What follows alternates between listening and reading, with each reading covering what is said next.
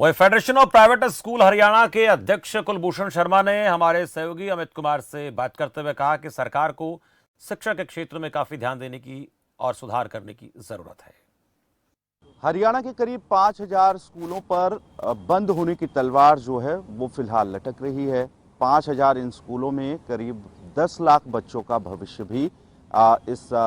फैसले के बाद कहीं ना कहीं अंधकार में होगा। इस पूरे मामले को उठाया जा रहा है लगातार। Federation of private school Haryana के प्रेसिडेंट हैं कुलभूषण शर्मा जी हमारे साथ इस वक्त मौजूद हैं, उनसे भी जानेंगे। शर्मा जी, क्यों आखिर इन्हें बंद होने की कगार पर हैं और कितना फर्क पड़ेगा, कितने बच्चे इससे प्रभावित होंगे? देखिए, इससे 5 लाख बच्चे तो मिनिमम, ये मैं कह रहा हूँ 5 लाख बच्चे और 50,000 टीचर्स का भी रोजगार इससे प्रभावित होने की आशंका है, क्योंकि एवरेज कम से कम 10 टीचर्स एक स्कूल में काम करती हैं। तो ये क्यों होने जा रहा है? क्योंकि सरकार के द्वारा ऐसे नियम बना दिए गए जिसकी पालना करनी जो है सरकार के भी बस की नहीं है। राइट टू एजुकेशन के नाम पर नियम आया कि हर टीचर के लिए एक कमरा होगा।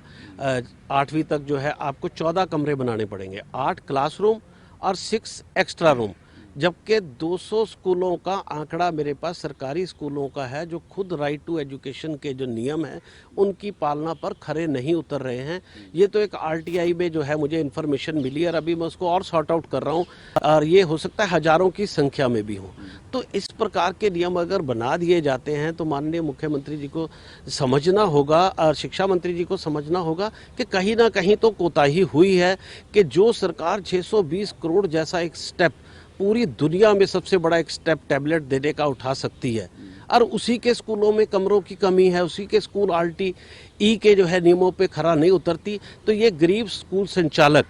बजट स्कूल संचालक जो 500 रुपये की फीस से लेकर 1000 रुपये की फीस जो है वो मंथली लेते हैं। ये आंकड़ा है सेंट्रल स्केल फाउंडेशन का कि 70% स्कूल 1000 रुपये से कम प्रति माह की फीस लेते हैं और वो भी कोविड के दौरान जो उनकी संख्या है वो 30 से 40% जो है वो प्रभावित हुई है, गिरी है और उनकी जो फ़ी कलेक्शन भी है वो 60 से 70-80% प्रभावित हुई है और पीछे भी उनको जो है फ़ी जो है कलेक्ट नहीं हुई है और वो आर्थिक मंदी से, आर्थिक दौर से ऐसे गुजर रहे हैं। बहुत सारे स्कूल एनपी हो चुके हैं जिन्होंने लोन लिया है, वो गवर्नमेंट के टैक्सेस जमा नहीं करवा पा रहे और ऐसे में उनसे कहा जाए जब सरकार से ही कुछ नियमों की पूर्णता नहीं की जा रही कि आप तुरंत नियमों को पूर्ण करें, अदरवाइज आपको बंद कर दिया जाएगा और आपके बच्चों के दाखिले जो है वो रेगुलर नहीं जाएंगे, तो ये कितना कठोर कदम होगा। तो मैं ये कहता हूँ कि इस समय जो स्थिति बनी हुई है तुरंत शिक्षा मंत्री जी के संज्ञान में हमने इसको काफ़ी कुछ लाया है और अब डाटा के सहित भी शिक्षा मंत्री जी के संज्ञान में लाएंगे। लेकिन आपके माध्यम से जो हम बात कर रहे हैं मुख्यमंत्री जी को तुरंत, क्योंकि अगर इस प्रदेश के बच्चों के लिए सबसे बड़ी जिम्मेदारी किसी की बनती है वो हमारे बाद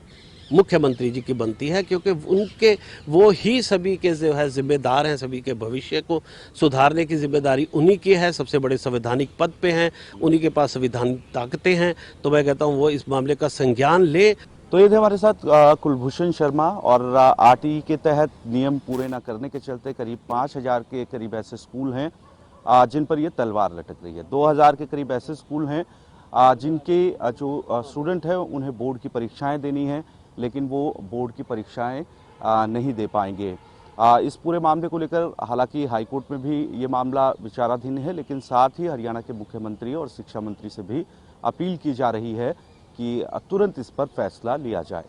खबर फास्ट के लिए चंडीगढ़ से वीडियो जर्नलिस्ट अश्विनी के साथ अनिल कुमार।